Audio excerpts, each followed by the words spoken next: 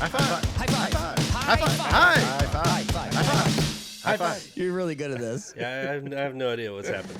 Welcome into the What Podcast, which bands this year that matter.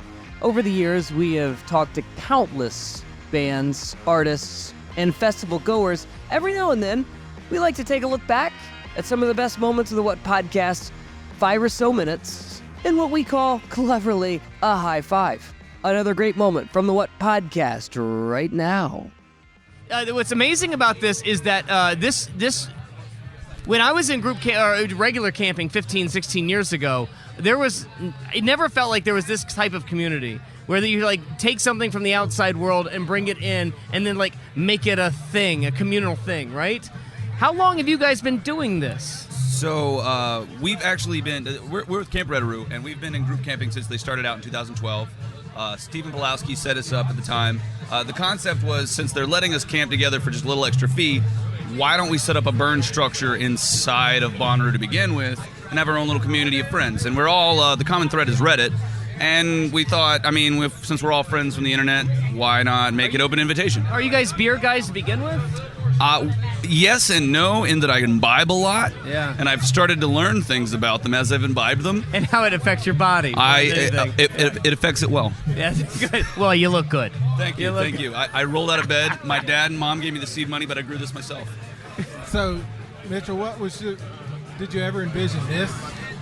We did not. And I actually have a Polaroid of the very first beer exchange. The reason why we did it is because this guy posted on the subreddit for Bonnaroo that he wants to trade beers. And since we had a group camp, we're like, well, why don't you just meet at our place and it'll be fine. So we set up the time. We only had 16 people show up in 2014 for the first beer exchange. I have a Polaroid of all 16 of us besides myself. And Do you remember any of the beers? Yes, Florida Cracker is actually... Florida Cracker from the Tallahassee Brewing. Yeah. The Cigar... Cigar City. Cigar City. Cigar City, yeah. And the only reason I found this, the guy that set up the whole thought process, we told him to show up at 12 p.m.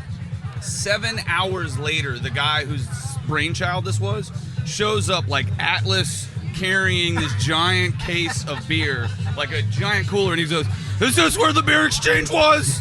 We're like, "Yes, sir." And he goes, My friend made me try something for the first time, and I've been wandering for hours. Please, just take beer."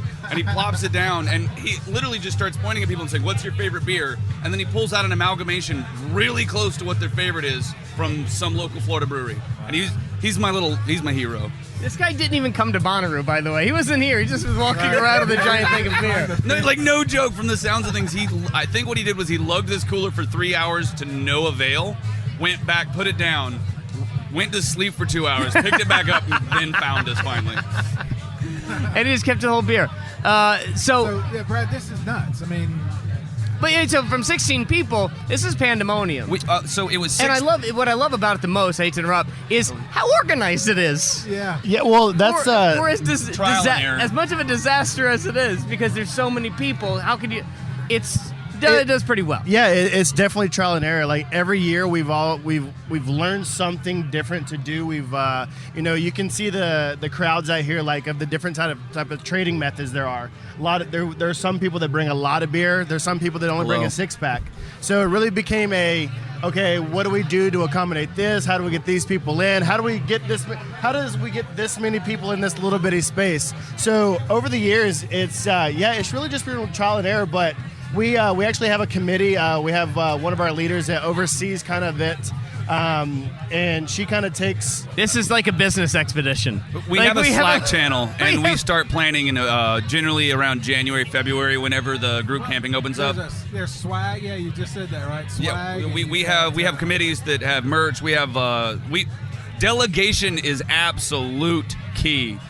Because this is my vacation too, and it's fun herding cats, but it's a lot easier if the cats herd themselves. And what's even better is that they're actually pretty good beers here. And if I would have known beforehand how this was all working, I would have figured this out. Because you basically just bring one, leave one, or Correct. You can trade on the street, like Yes. humans should do. This is like Shakedown Street, just came to you. Yeah, the whole concept was when I'm coming from this part of the country, you're coming from that part of the country. It's like, what beers do you have? Because, a lot of people aren't fortunate enough to travel and go and try new beers and stuff.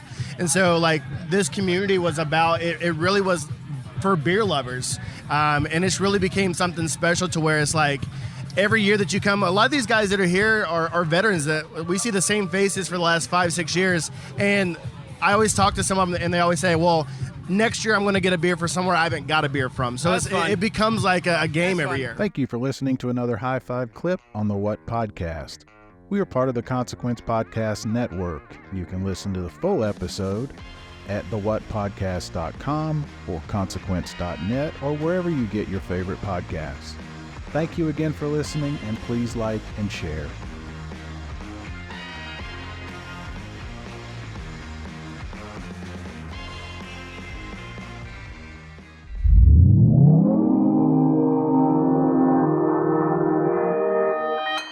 Consequence Podcast Network.